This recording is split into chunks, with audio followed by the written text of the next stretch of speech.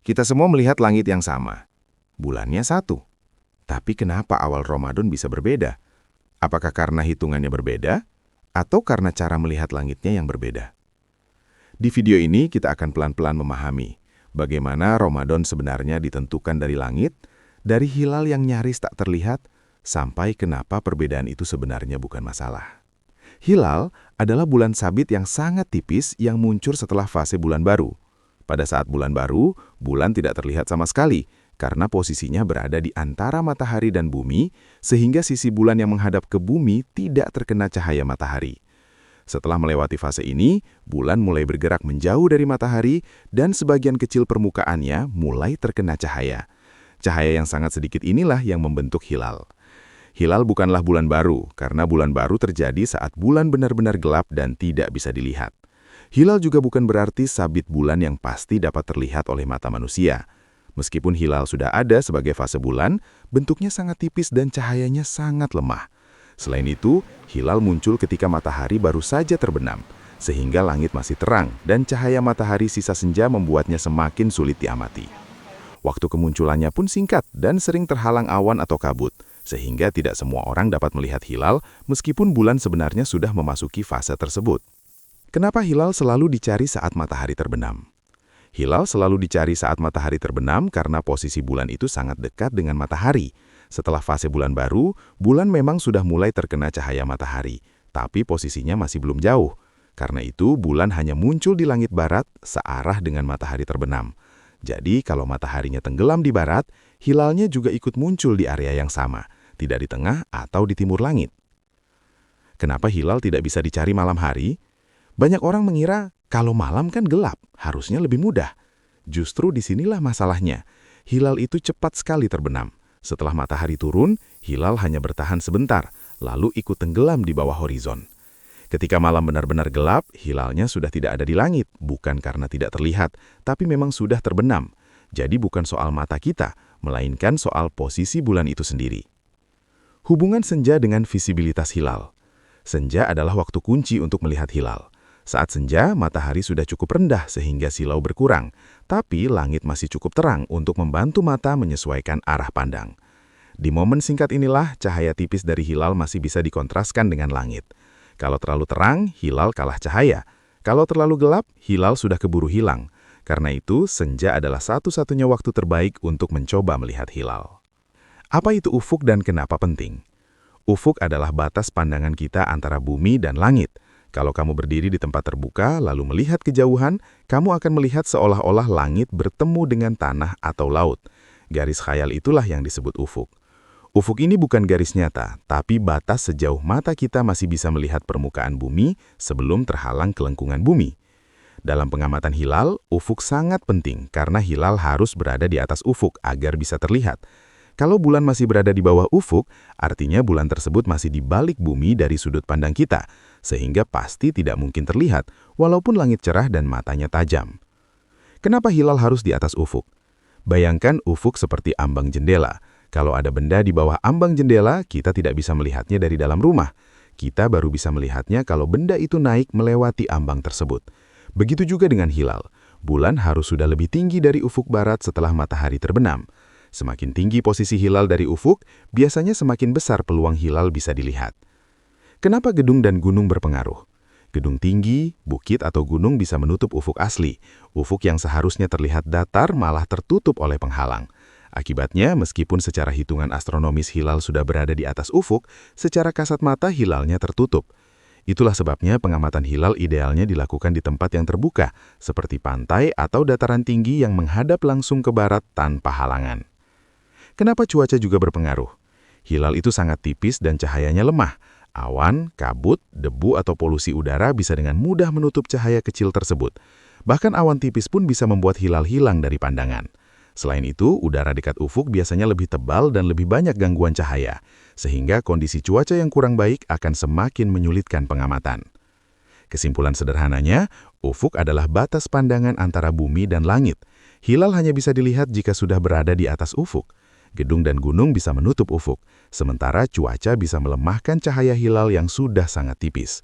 Karena itu, pengamatan hilal selalu membutuhkan posisi tempat yang tepat, ufuk yang bersih, dan cuaca yang mendukung. Rukyatul hilal itu sering disalahpahami. Banyak yang mengira rukyat artinya melihat pakai mata telanjang saja, padahal maknanya lebih luas. Rukyat berarti observasi langsung. Artinya kita benar-benar mengamati langit untuk mencari hilal, bukan sekedar menghitung di atas kertas.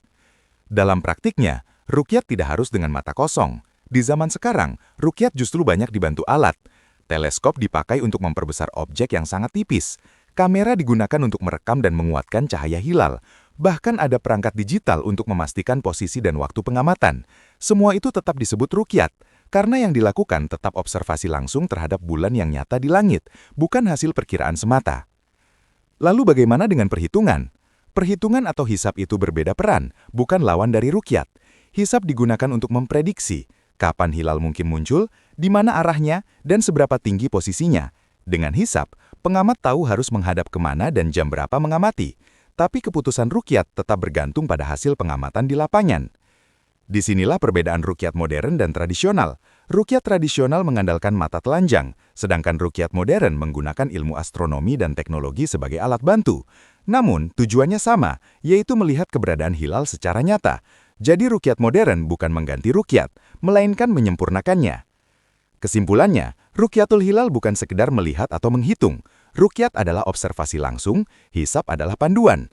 Rukyat modern tetap rukyat, hanya caranya lebih ilmiah, lebih akurat, dan lebih sesuai dengan perkembangan ilmu pengetahuan saat ini.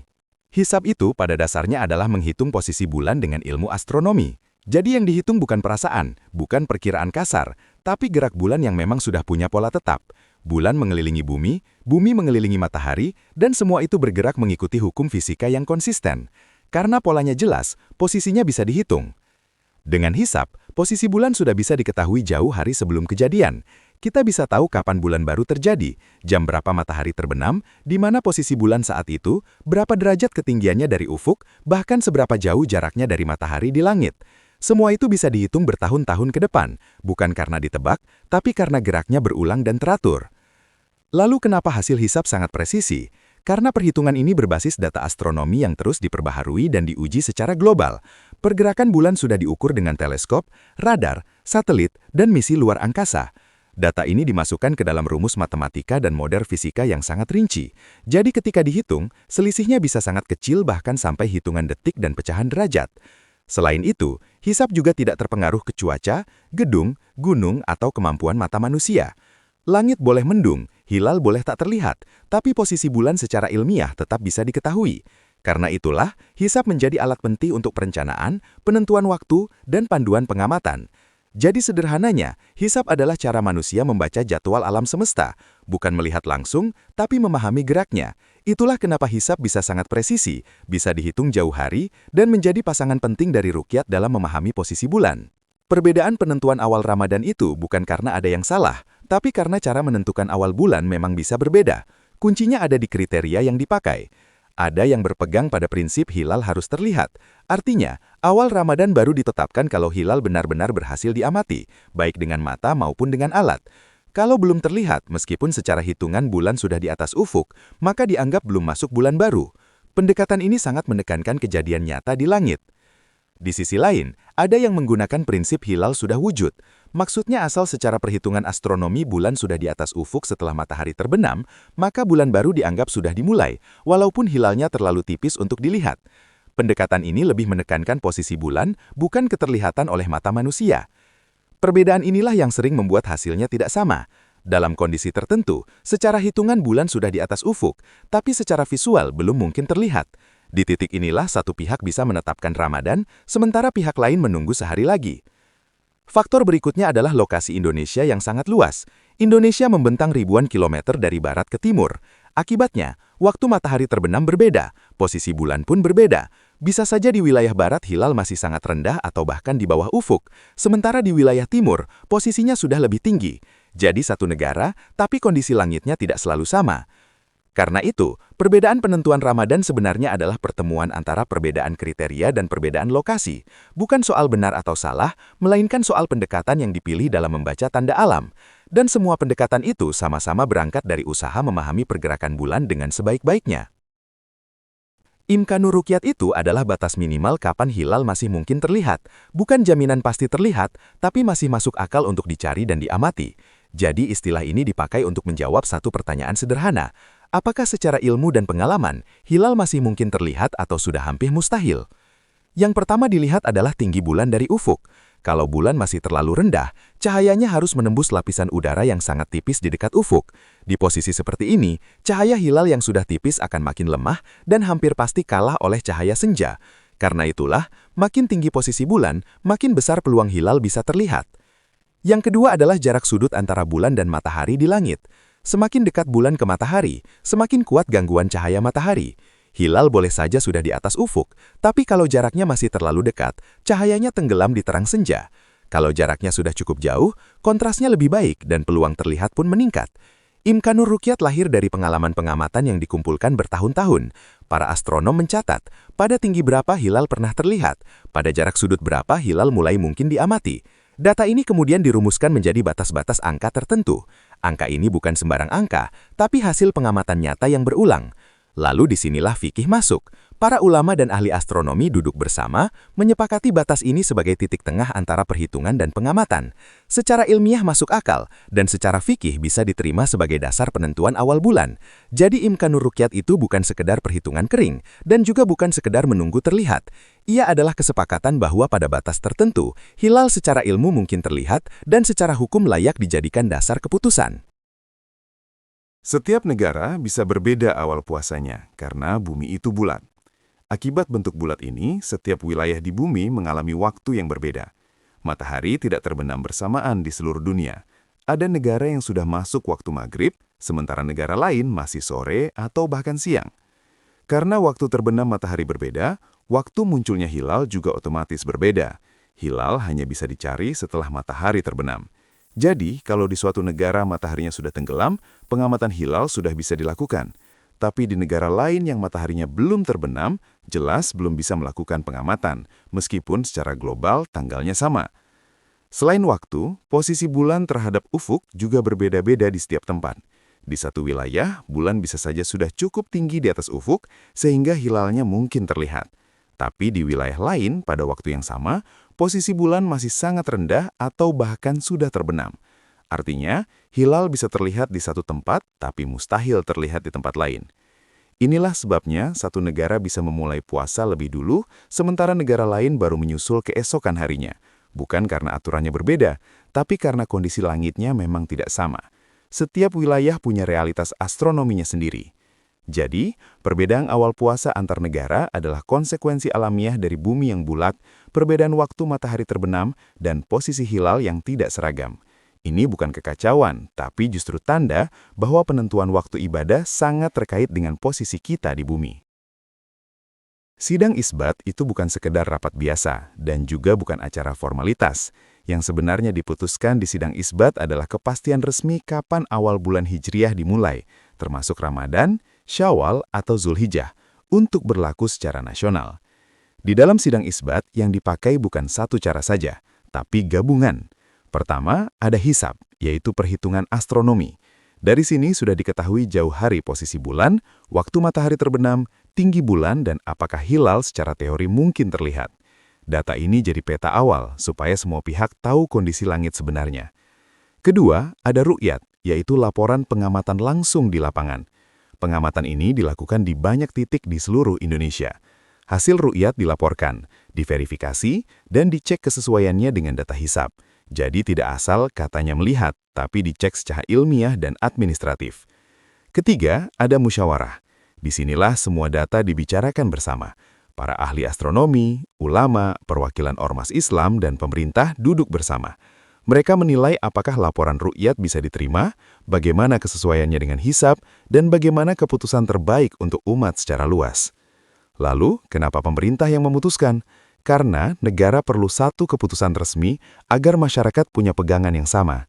Pemerintah tidak menghitung sendiri dan tidak melihat sendiri, tapi menghimpun semua informasi lalu menetapkan keputusan yang berlaku secara nasional.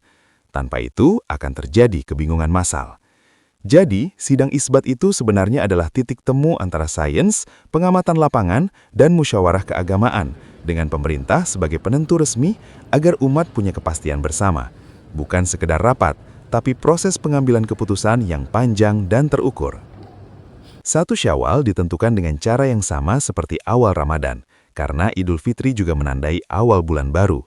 Ramadan berakhir bukan karena hitungan jumlah hari semata, tapi karena masuknya bulan Syawal. Jadi patokannya tetap sama, yaitu melihat apakah bulan baru sudah dimulai atau belum.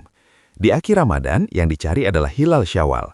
Prosesnya sama, dihitung dulu dengan hisab untuk mengetahui posisi bulan, lalu diamati dengan ru'yat untuk memastikan apakah hilal bisa terlihat. Kalau hilal Syawal terlihat, maka keesokan harinya ditetapkan sebagai 1 Syawal, yaitu Hari Raya Idul Fitri. Kalau belum terlihat, maka Ramadan digenapkan menjadi 30 hari. Karena caranya sama, potensi perbedaannya juga sama. Kadang secara hitungan bulan sudah di atas ufuk, tapi secara pengamatan belum terlihat. Ada yang menetapkan Syawal karena hilal dianggap sudah wujud. Ada yang menunggu sampai benar-benar terlihat. Disinilah perbedaan bisa terjadi, sama persis seperti penentuan awal Ramadan.